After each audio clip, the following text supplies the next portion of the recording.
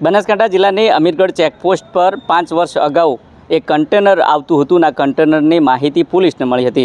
જો કે પોલીસ દ્વારા આ કન્ટેનર ઊભું રાખવામાં આવ્યું અને તેમાં તપાસ કરતાં 37 જેટલા નંદી પશુઓ ભરેલા હતા। જો કે પોલીસ દ્વારા તેના કાગળ માંગવામાં આવતા આખરે તેમની જોડે જે પ્રકારે કાગળ હોવા જોઈએ કાગળ નહોતા અને આખરે પોલીસ મથકે ફરિયાદ નોંધાણી અને ફરિયાદના આધારે કોર્ટ દ્વારા શું ચુકાદો કર્યો તેની વિગતે ચર્ચા આ વિડીયોમાં કરવી છે। વૈષ્ણવજન તો તેને કહીએ જે પીડ પરાઈ જાનાને રે। નમસ્કાર, હું છું દિનેશ ઠાકોર। નવજીવન ન્યૂઝમાં આપનું હાર્દિક સ્વાગત છે।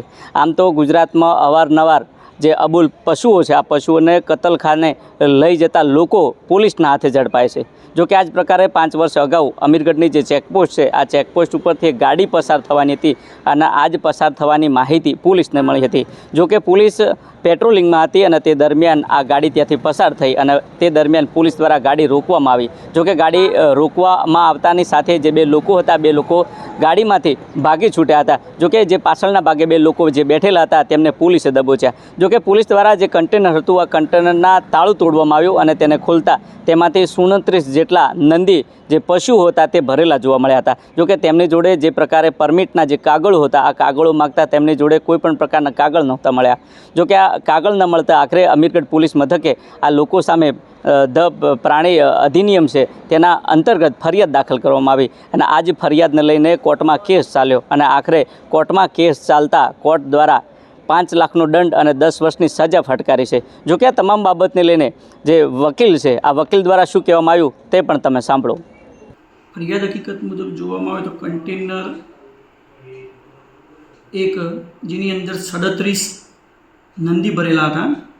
પોલીસને મળેલી બાતમીના અનુસંધાને અમીરગઢ બોર્ડર ચેકપોસ્ટ ઉપર વાહન ચેકિંગ કરતા હતા તે દરમિયાન બાતમીવાળું કન્ટેનર RJ14GL 7214 વાળું આવેલું એને રોકાવેલું તો એની અંદરથી 2 ઈસમો ભાગી ગયેલા અને 2 ઈસમોને સ્થળ ઉપર પકડેલા।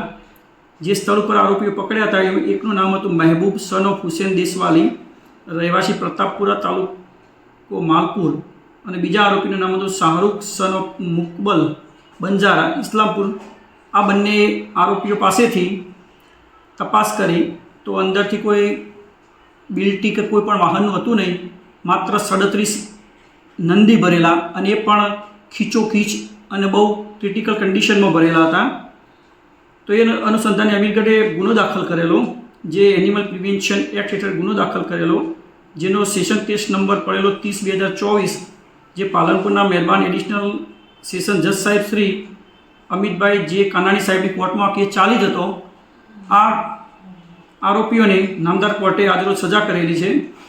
તો પ્રિવેન્શન એક્ટ હેઠળ આ આરોપીઓને 10 વર્ષની સખત કેદ અને 5 લાખ રૂપિયા દંડ આજરોજ મહેરબાન પાલનપુરના એડિશનલ સેશન જજ સાહેબ શ્રી કાનાણી સાહેબે આ આરોપીઓને સખત કેદની સજા કરેલી છે। જે ગૌવંશનું ગાડીની અંદર ભરી અને કતલખાને લઈ જતા હતા એ અનુસંધાને આખો કેસ સાબિત થયો અને આ આરોપીઓને સજા કરેલી। આ ચુકાદો એ ગુજરાતની અંદર ચાલતી ગુજરાત સરકારે જે નવું એમેન્ડમેન્ટ ગૌવંશ માટે લાયેલા છે, ગુજરાતની ભાજપ સરકારે 2017ની અંદર નવું એમેન્ડમેન્ટ લાયા કે રાજ્યની અંદર ગૌવંશ પર પૂરેપૂરો પ્રતિબંધ થવો જોઈએ અને એ અનુસંધાને સજાની જોગવાઈ અને દંડની જોગવાઈ જે વધારેલી એ ઐતિહાસિક ચુકાદો કહેવાય। અને કયા મુખ્ય પુરાવાના આધારે સજા કરવામાં આવી છે? આ જે આરોપીઓ હતા એ ત્યાં સ્થળ ઉપર ગાડીમાંથી જ પકડાયેલા હતા। કોઈ પણ ટ્રાન્સપોર્ટેબલ કરવું હોય ગૌવંશનું તો એનું પરમિટને એને હાથે રાખવું પડે, પછી એને એક લિમિટેડ હોય કે ભાઈ આટલી વસ્તુથી વધુ ગાયો તમે ભરી નહીં શકો। જ્યારે ઓની અંદર 37 નંદી હતા અને એ પણ ખીચોખીચ ભરેલા હતા, કોઈ પાણીની સગવડ નથી, કોઈ વ્યવસ્થા રાખેલી ન હતી અંદર ઘાસચારાની, એટલે એ કેસ સાબિત થયો એ અનુસંધાને કોર્ટે સજા કરેલી। ભાગી ગયેલા જે આરોપી છે એના માટે કોર્ટે શું?